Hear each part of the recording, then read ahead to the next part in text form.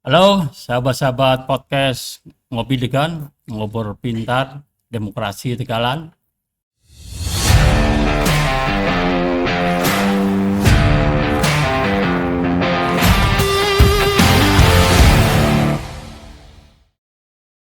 Atau saya biasa dengan istilah sahabat-sahabat pemilih. Kali ini saya mengambil tema partisipasi politik sebagai kunci sukses keberhasilan sebuah demokrasi. Pada kesempatan hari ini saya mengundang dua narasumber yang sangat luar biasa. Yang sebelah kiri saya adalah Kepala Kesbangpol atau Badan Kesatuan Bangsa dan Politik Kota Tegal. Sebelah kanan saya Kepala Divisi Teknis. Sebelum saya lanjut ke acara inti podcast, saya perkenalkan biodata narasumber yang pertama, yaitu Bapak Budi Saptadi, Master Science.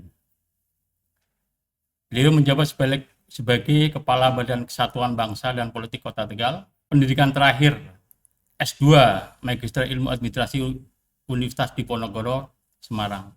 Dengan moto, tidak perlu risau jikalau tidak ada bahu untuk bersandar, karena di depan kita terhampar lantai yang luas untuk bersujud. Kemudian narasumber yang kedua adalah Bapak Muhammad Mansur Saribudin, Master Science juga, pendidikan terakhir S2 Komunikasi Islam. Organisasi terakhir HMI Cabang Semarang dengan moto hidup disiplinkan diri, maka cita-cita dapat engkau genggam. Mungkin itu sekelumit biodata dari dua para narasumber. Tapi sebelum podcast ini saya mulai, saya akan menyapa dua narasumber. Yang pertama adalah Bapak Budi. Sehat Pak Budi? Alhamdulillah sehat Pak Ketua. Bapak Mansur? Alhamdulillah sehat Pak Ketua. Terkait tema hari ini, maka saya akan memberikan prolos sedikit saja bahwa partisipasi politik itu bagian dari unsur penting sebuah demokrasi, Pak Budi maupun Pak Mansur ya. Karena keduanya itu seperti sisi mata uang yang tidak bisa kita pisahkan ya. Demokrasi tanpa partisipasi politik itu diragukan ya. Legitimate-nya sebaliknya, adanya partisipasi tidak mungkin bisa terwujud tanpa ruang kanal sebuah demokrasi yang baik. Untuk itu saya akan mulai dulu pertanyaan yang pertama kepada Pak Kaban ya.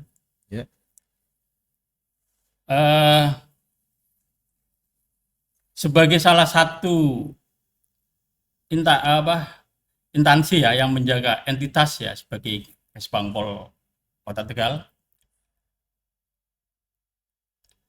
kehidupan berdemokrasi maka merawat partisipasi politik untuk kebangunan demokrasi di Kota Tegal adalah menu harian diskusi di ruang Pak Kaban mungkin ya. Jadi tiada hari tanpa diskusi terkait perkembangan politik di Kota Tegal. Bagaimana cara Pak Kaban untuk membangun demokrasi dan merawat tingkat partisipasi di Kota Tegal ini dengan baik? Oke, terima kasih pertanyaannya Pak Ketua. Sebelum saya menjawab, mungkin perlu saya sampaikan dulu apa itu Bakesbangpol ya. Oh iya. Jadi Badan Kesatuan Bangsa dan Politik adalah salah satu organisasi perangkat daerah yang ada di pemerintah Kota Tegal, yang tugas utamanya adalah melaksanakan fungsi pemerintahan umum. Nah, pemerintahan umum ini sebenarnya adalah kewenangan presiden, tetapi didelegasikan di daerah karena tidak ada OPD khusus yang mengampu, maka Bakesbangpol kemudian hadir menjadi satu-satunya organisasi perangkat daerah yang melaksanakan tugas atau urusan pemerintahan umum ini. Nah, salah satu tugas yang sangat penting yang kami laksanakan adalah tadi yang sampaikan Pak Ketua, menjaga harmonisasi dan dinamisasi kehidupan demokrasi di daerah. Salah satunya ya kita menjalin koordinasi intensif dengan para penyelenggara pemilu seperti KPU maupun Bawaslu. Bagaimana cara kita tadi seperti disampaikan Pak Ketua tetap menjaga bagaimana partisipasi politik di Kota Tegal ini tetap terjaga, karena prinsipnya adalah semakin tinggi tingkat partisipasi politik di sebuah perhelatan demokrasi, maka semakin tinggi juga legitimasi kekuasaan. Seperti itu. Jadi kalau kita bicara partisipasi politik di Kota Tegal itu menarik, Ketua, karena kota ini punya karakter masyarakat yang sangat dinamis. Jadi Kota Tegal itu punya karakter masyarakat yang sangat dinamis. Kita khas kota pelabuhan yang terbuka, tapi kita juga tetap memegang teguh identitas lokal kita. Itu belum karakteristik yang terkait dengan kota pesisir, kota perantauan, karena masyarakat Kota Tegal ini sangat heterogen. Meskipun dari sisi demografi, dalam sisi kepemulukan agama masih didominasi oleh mayoritas agama Islam, tetapi kehidupan beragama di Kota Tegal ini sangat baik, toleransinya terbukti dengan beberapa kali umat agama non-muslim juga melaksanakan perayaan agamanya dengan baik dan aman sampai dengan hari ini. Bahwa partisipasi politik itu bukan hanya sekedar melihat angka, datang ke TPS, kemudian mencelupkan jari ke tinta, bukan hanya semata-mata itu, tetapi juga melihat bagaimana interaksi sosial di warung Tegal atau pelabuhan beralih menjadi ruang diskusi tadi. Sudah banyak upaya yang kita lakukan karena kita tadi menyadari bahwa partisipasi politik yang tinggi itu adalah bentuk legitimasi kekuasaan yang baik. Maka berkaca dari situ kita bekerja sama waktu itu kan KPU dengan Bawaslu juga, bagaimana nih caranya supaya partisipasi pemilih di Kota Tegal itu tinggi.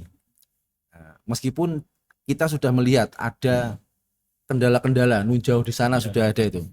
Nah, tapi kemudian terbersitlah sebuah ide untuk jemput bola. Karena ada satu kecamatan di Kota Tegal, yaitu Kecamatan Margadana, yang memang masyarakatnya bermata pencaharian sebagai pedagang warteg atau pengusaha warteg, di mana kalau kita kerucutkan lagi ada 3 kelurahan, Kelurahan Kaligangsa, Kelurahan Kerandon, dan Kelurahan Cabawan, yang warganya itu mayoritas bekerja di luar kota. Dan ini sempat memantik atau sempat menjadi perhatian dari Komnas HAM, karena dianggap di Kota Tegal itu ada sekelompok orang yang notabene ini dikategorikan sebagai pemilih rentan. Nah, pemilih rentan ini yang kemudian oleh Komnas HAM kemudian sempat mereka memiliki rencana bagaimana supaya pemilih rentan Kota Tegal yang notabene tetap memiliki hak yang sama dengan pemilih yang lain ini tetap bisa menyalurkan aspirasi politiknya meskipun mereka berada jauh dari Kota Tegal. Nah, kembali ke masalah tadi, waktu itu kita melakukan jemput bola, melaksanakan kegiatan sosialisasi, mendekatkan diri ke tempat mereka berada yaitu di Jakarta, kemudian pernah juga ke Bandung. Itu upaya-upaya kita untuk bagaimana caranya kita mengetuk hati masyarakat Kota Tegal yang berada di luar wilayah Kota Tegal sehingga mereka bisa menyalurkan hak politiknya pada saat hari pencoblosan suara. Meskipun setelahnya kita melihat bahwa ada kenaikan meskipun tidak terlalu signifikan kenaikannya, khususnya pada saat pemilu kemarin. Kalau kita melihat di beberapa kelurahan yang tadi saya sampaikan, untuk pemilu 2019 yang lalu, prosentase tingkat partisipasi pemilih di Kota Tegal adalah 77,94, kemudian di 2024-nya 78,99. Ada kenaikan kurang lebih 1% di sana. Tetapi ini bertolak belakang dengan pilkadanya. Pilkadanya agak sedikit menurun nih. Dari yang semula 2019 itu 70,97%, di 2024 kemarin 69,34%. Dan memang harus kita akui di 3 kelurahan tadi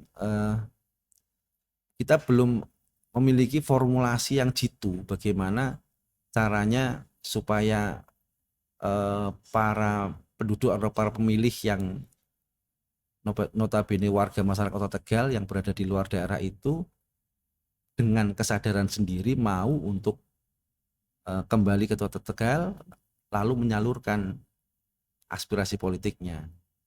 Mereka tetap berharap barangkali bisa nyoblos nang Perk Jakarta baik ya, seperti itu. Nah, itu yang kemudian membuat sebuah ide-ide liar gitu ya. Apakah ke depan memungkinkan seandainya nanti ada TPS khusus untuk menampung aspirasi politik warga Kota Tegal yang tidak bisa pulang pada saat hari pencoblosan suara, kemudian mereka tetap bisa menyalurkan hak politiknya di daerah atau wilayah dekat mereka bekerja. Entah itu ditentukan satu atau 2 titik di wilayah Jabodetabek, kemudian di daerah Bandung dan sekitarnya. Jadi itu tantangan ke depan kita. Ya mudah-mudahan nanti ke depan ada aturan-aturan khusus yang ikut membantu memudahkan permasalahan-permasalahan klasik yang terjadi di Kota Tegal ini. Karena kalau ini tidak ada solusi apapun, sampai kapanpun kita agak sulit Pak Ketua untuk menaikkan tingkat partisipasi pemilih khususnya warga masyarakat Kota Tegal yang bekerja di luar wilayah Kota Tegal. Saya kira itu Pak Ketua. Oke, berarti persoalannya di pemilih diasporanya ya Pak? Ya, pemilih diaspora. Ya. Oke, kali ini podcast ini tak coba sedikit berbeda nih. Tadi langsung biar ditanggapi Pak Arif yang sebelah. Kira-kira ada solusi atau regulasi yang sedikit bisa memberikan kemudahan kepada pemilih diaspora itu. Baik, terima kasih Pak Ketua. Jadi mungkin kita sampaikan dulu dari prolog dulu ya Pak. Iya. Sesuai dengan yang disampaikan oleh Wakil Ketua DPRD Sufmi Dasko dan Pak Rifki, Ketua Komisi 2 DPR RI. Jadi nanti untuk pelaksanaan 2026 ini pemerintah tentu sudah diketahui bersama akan fokus untuk melaksanakan revisi Undang-Undang Pemilu. Undang-Undang Pemilu tahun 2017, di mana tentunya semua hasil putusan-putusan MK, ya, MK yang kemarin setelah diputuskan pastinya akan mengalami revisi-revisi di dalam undang-undang tersebut. Nah, mengenai terkait dengan diaspora, kita tentunya menunggu pemerintah barangkali dalam proses nanti pelaksanaan perubahan undang-undang kita bisa memberikan masukan-masukan terkait dengan terobosan apa yang memungkinkan untuk dilakukan dilakukan upaya oleh pemerintah untuk memfasilitasi masyarakat khususnya diaspora. Seperti yang kita ketahui, misalkan kita berbicara soal pemilihan presiden. Kenapa pemilihan presiden itu tinggi? Karena seluruh masyarakat elemen itu bisa melakukan pencoblosan dimanapun berada. Dia bisa melakukan perubahan pindah memilih. Artinya misalkan katakanlah ada sekitar 20% masyarakat Kota Tegal yang tidak memungkinkan untuk pulang, dia bisa mengurus pindah memilih di Jakarta atau di Surabaya atau di Bandung dan sekitarnya yang kira-kira dia tidak memungkinkan untuk pulang. Nah, kenapa partisipasinya itu tinggi? Nah, ini tentunya berkaca dari pemilu presiden, apakah memungkinkan regulasinya dilakukan juga pada pemilihan pilkada atau untuk pemilihan gubernur wali kota. Saya kira ini kita menunggu pemerintah. Siapa tahu nanti ada terobosan yang kira-kira secara substansi sama pelaksanaannya seperti pemilihan presiden. Itu Pak Tuhan. Oke, selanjutnya ini pertanyaan untuk Pak Mansur ya, Iya. biar nanti ditanggapi oleh Pak Kaban seperti tadi ya. Pertanyaannya, bagaimana menurut Pak Mansur ya sebagai komisioner KPU 2 periode ini ya, terkait gambaran demokrasi kita ke depannya secara umum ya, menurut pandangan Anda. Cara ini kayaknya di akhir ini ada dinamika. Ya. Ya, termasuk yang tadi diceritain Pak Mansur tadi. Ya. Baik. Terkait dengan gambaran pelaksanaan demokrasi mendatang, karena dari Komisi 2 juga sudah menginformasikan bahwa akan ada revisi Undang-Undang Pemilu. Artinya putusan-putusan MK yang sifatnya sudah final dan mengikat itu akan menjadi poin-poin penting di dalam perubahan undang-undang. Satu itu. Kemudian yang kedua, terkait dengan pelaksanaan, jika nanti pemerintah memang melaksanakan sesuai dengan putusan Mahkamah Konstitusi berkaitan dengan pemilihan pemilu nasional dengan pemilu daerah atau pemilu lokal, gambaran saya sesuai dengan angka matematis yang biasa kami rekapitulasi itu, jumlah pemilih sah atau surat suara sah itu paling tinggi adalah surat suara sah presiden. Kemudian disusul DPR RI dan DPRD tingkat kabupaten kota. Nah, sesuai dengan putusan MK itu dipilah menjadi dua. 2029 itu akan ada pemilihan presiden, DPD, dan DPR RI.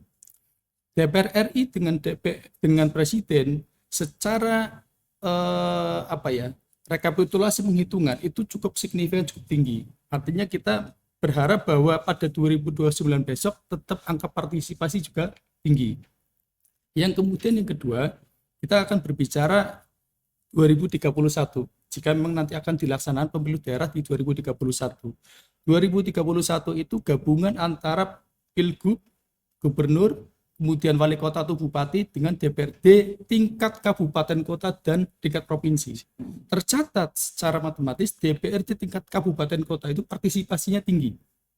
Nah, harapannya dari adanya penggabungan itu yang selama ini matematis secara hitung-hitungan kita, ketika pemilihan pilkada selalu partisipasinya rendah. Harapannya nanti kalau pelaksanaannya demikian bisa mensupport. Meskipun ini PR kita lagi-lagi, apakah warga yang berada di luar kota itu bisa melakukan pindah memilih. Ini yang masih menjadi PR.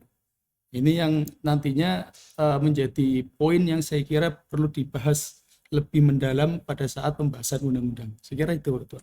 Oke, berarti kalau lihat dinamika hari ini ya, kalau kita mengutip pada putusan MK, kira-kira putusan politik nanti di tingkat DPR apakah akan mengambil penuh putusan MK tersebut atau hanya sekedar mensinkronisasi, atau yang sekiranya menguntungkan pembuat kebijakan ini nanti akan dibikinkan regulasi, yang tidak kemungkinan akan ditinggal. Baik, kita untuk undang-undang pemilu ya, karena ini kita berbicara melalui dasar statement di konferensi pers ya, Pak Rifki itu menyampaikan bahwa pemerintah akan fokus untuk melakukan revisi undang-undang sesuai dengan putusan Mahkamah Konstitusi. Artinya apa? Jika memang demikian, khusus untuk kegiatan pemilu bisa dimungkinan atau kemungkinan besar akan mengikuti pola yang sudah diputus oleh Mahkamah Konstitusi. Berarti pemilu 2029 besok dimungkinkan atau kemungkinan besar ada 3 jenis pemilihan, yaitu presiden, DPR RI, dan DPD RI. Kemungkinan seperti itu. Namun tidak menutup kemungkinan namanya kebijakan, dinamika dan lain sebagainya, barangkali ada pandangan-pandangan politik dari pemerintah maupun legislatif kita sifatnya menunggu dan melaksanakan. Oke, kepada sahabat teman pemilih podcast Ngobilikan, kira-kira gambaran terkait demokrasi ke depan kira-kira seperti itu. Oke, mohon ditanggapi Pak Kaban. Kalau dari gambaran narasumber tadi, kira-kira versi Bangpol lebih suka yang mana ini formulasinya? Kalau kami, kalau saya sendiri, sebenarnya saya prefer suatu ketika itu pelaksanaan pemilihan umum maupun pilkada di daerah itu sudah berbasis teknologi informasi. Saya tuh sangat berharap suatu ketika kita sudah menyentuh itu. Voting berarti. E-voting. E-voting secara skup kecil itu sangat memungkinkan. Cuma kita belum punya keberanian mungkin ya. Keberanian sekaligus juga mungkin biaya yang karena memang bisa dipastikan biayanya pun juga cukup besar. Tetapi sebenarnya tidak lebih besar daripada yang saat ini. Kalau saat ini kan kita ada cetak kartu suara, kemudian banyak sekali ya. Tetapi suatu ketika nanti harapan saya pengen melihat pemilu di Indonesia itu sudah tinggal klik langsung suaranya. Jadi tidak ada lagi celah-celah untuk untuk manipulasi suara, itu tidak ada.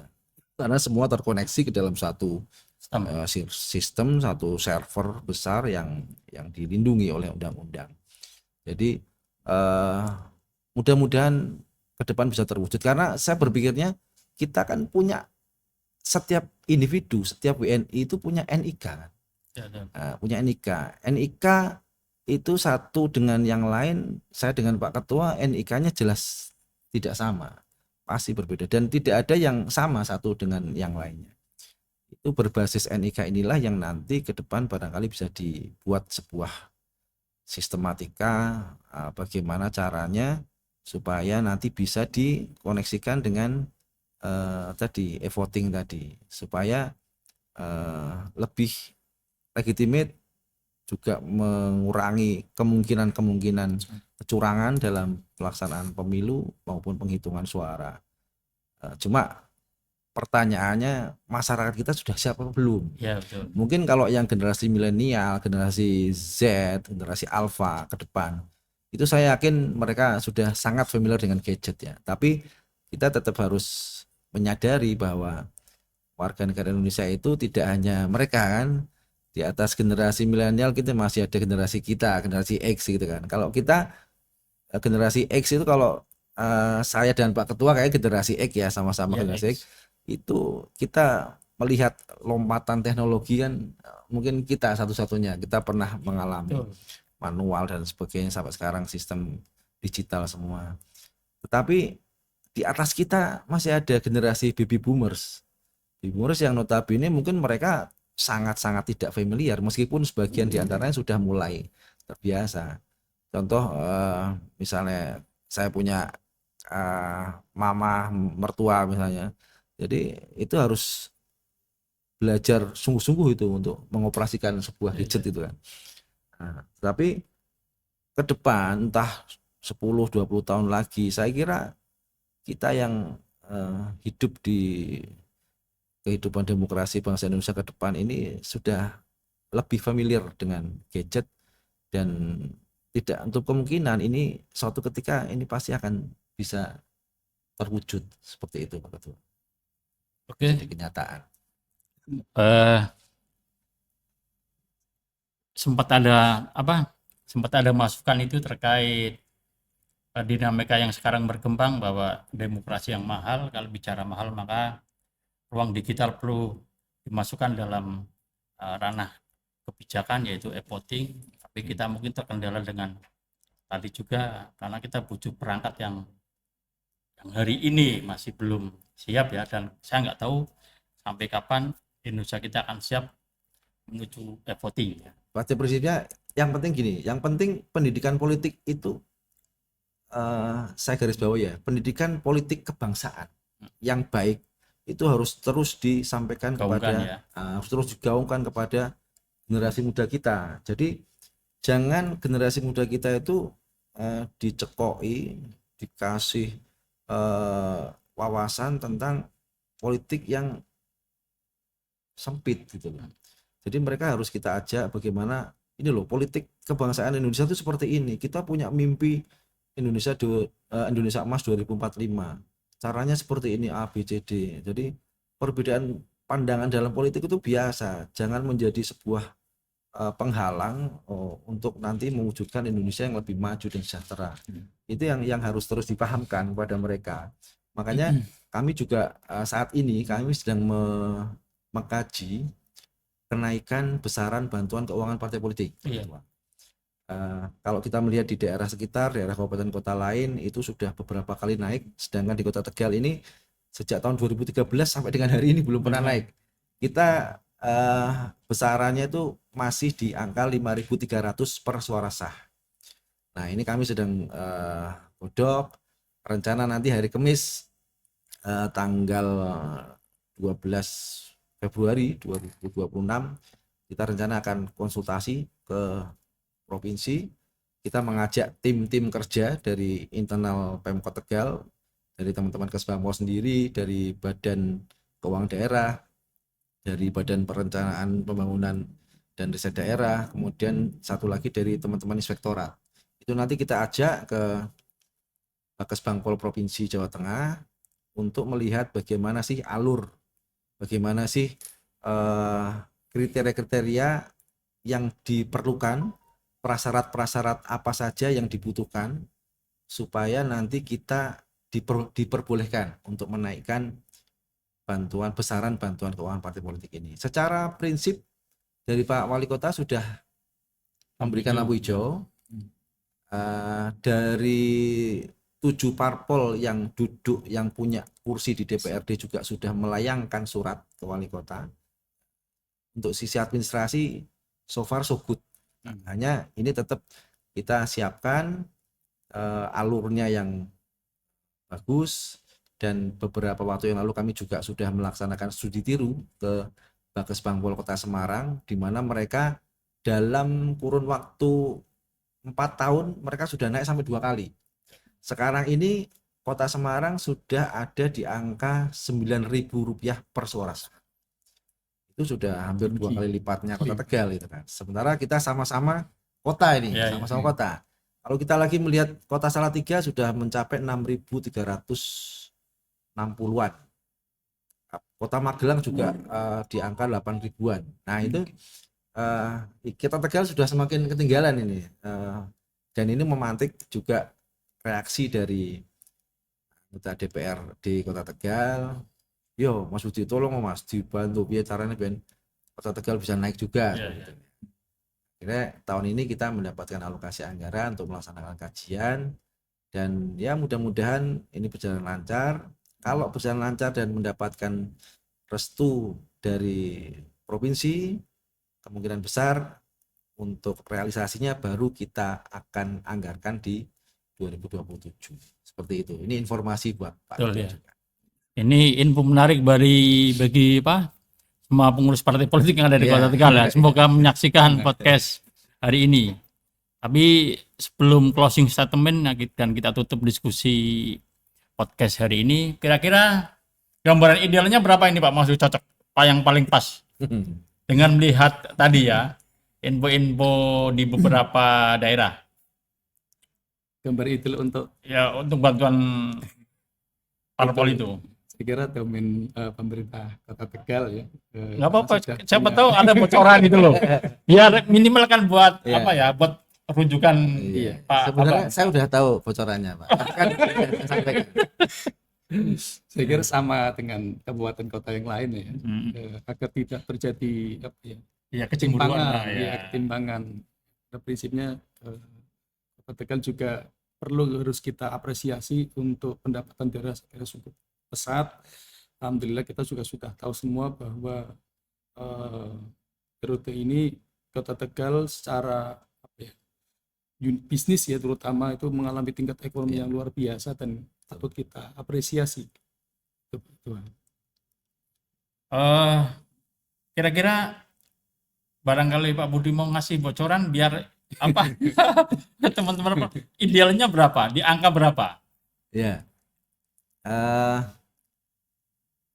ini kemarin barusan kan kami ngobrol dengan Pak Wali Kota. Jadi meskipun ini baru apa ya, baru bukan menjadi sebuah belum menjadi sebuah kebijakan Iya, ya, ya betul. belum menjadi sebuah keputusan, tetapi sudah ada kisi-kisi lah ya dari Pak Wali. Pak Wali menghendakinya sebenarnya seperti ini. Sebenarnya tidak langsung naik sampai 10.000 Betul misalnya. ya, ya. Jadi itu nanti bertahap. Ada tahapan. Bertahap, misalnya 2027 naik dulu menjadi 7.000 atau 7.500. Nanti ketika menjelang apa namanya pemilu nanti dinaikkan lagi jadi 10.000.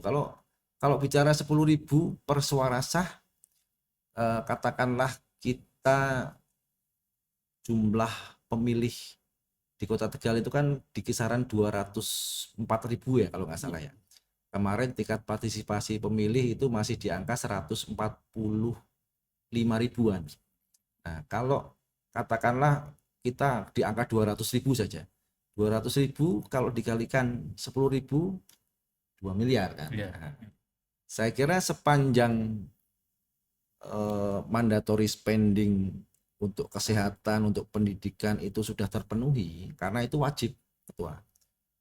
Dan kalau melihat alokasi anggaran hibah beberapa organisasi itu bahkan ada yang lebih dari 2M, saya kira kalau angka 2M itu dialokasikan untuk besaran bantuan keuangan parpol untuk teman-teman partai politik, saya kira tidak mengganggu struktur APBD yang ada di Kota Tegal, alias tidak terlalu memberatkan lah, seperti itu Pak. Oke, ya mudah-mudahan kalau memang benar adanya bantuan itu juga buat lebih banyak pada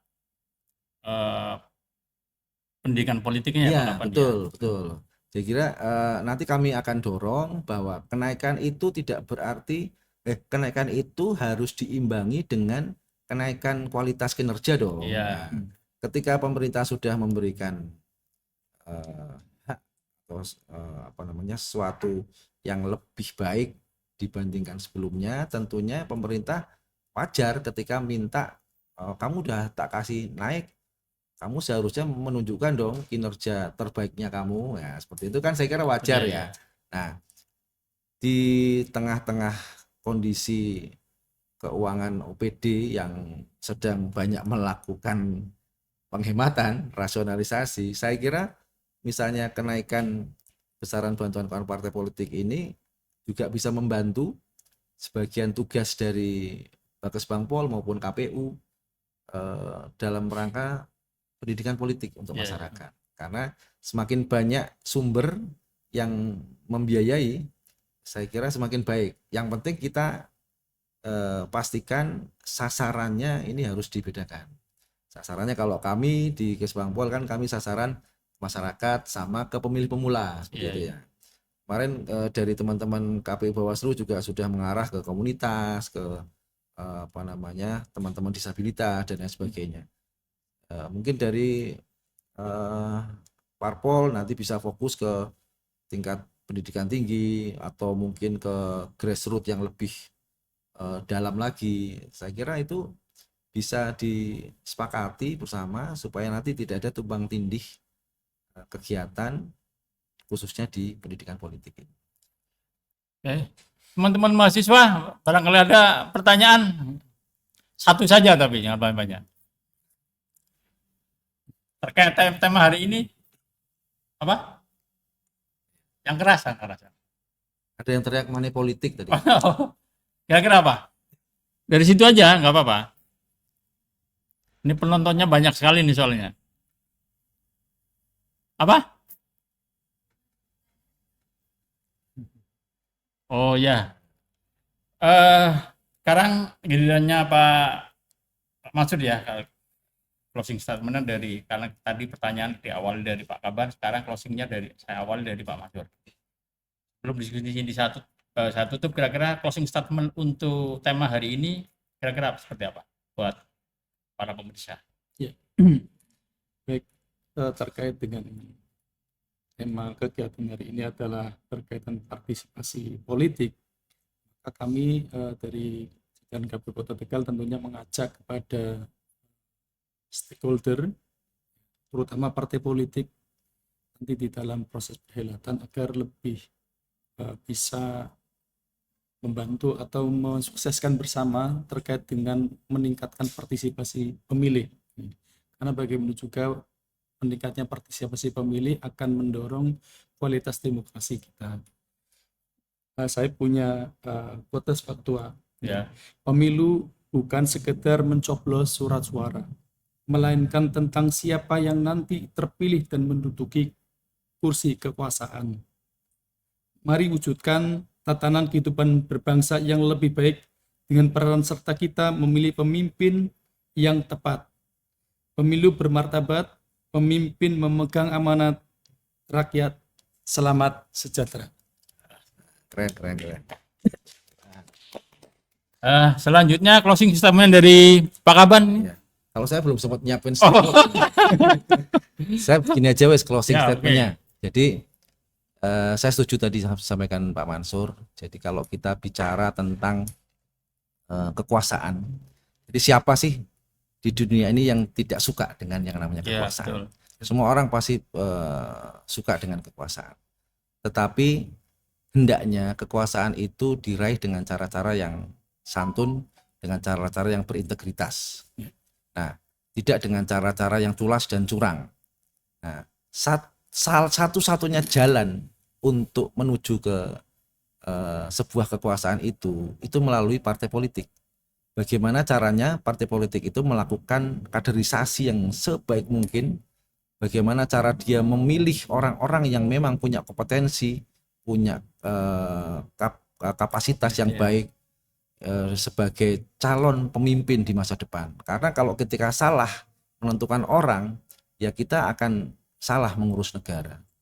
Jadi kami sebagai birokrat yang berada di daerah sangat berharap supaya partai politik ini belajar dari kesalahan masa lalu.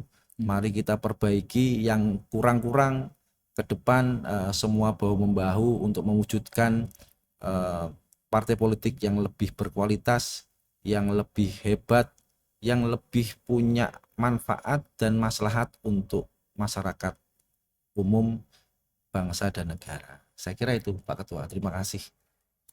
Ya, tepuk tangan ya closing statement dari Pak Kaban. Sebelum ini acara ini saya tutup ya, saya akan sedikit memberikan konklusi ya dari dua narasumber. Singkatnya bahwa yang pertama informasi penting, bantuan Banpol untuk tahun ini ke depan ya jelang pemilu Kota Tegal insya Allah ada penambahan ya Pak Kaban. Dan ini berita yang bagus. Artinya uang rakyat kembali ke rakyat juga ya melalui sosialisasi politik tersebut. Harapan kami dari dua narasumber bahwa ke depan kita pemilu bisa menghasilkan sebuah pemilu yang berintegritas, pemilu yang bisa memiliki legitimate karena tingkat partisipasinya meningkat. Mungkin itu saja ya yang bisa kami berikan di podcast Ngopi Dekan kali ini ya. Saya Bung Karyudi Prayitno, host yang paling gokil ya. Gokil. Ya. Se-Asia Pasifik. Se-Asia Pasifik. Undur diri. Sekian. Wassalamualaikum warahmatullahi wabarakatuh. Waalaikumsalam.